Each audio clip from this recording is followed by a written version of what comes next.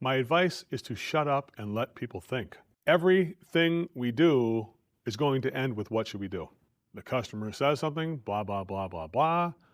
You say something, blah, blah, blah, blah, blah. What should we do? Blah, blah, blah, blah, blah, blah. What should we do? This is a place where if you start talking, you're going to talk your way out of the job.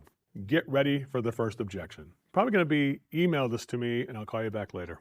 Actually, I could do better than email. We both admit the top option is just too much. Let's get rid of it. You expect me to do this today? I expect you to do what's right for your family.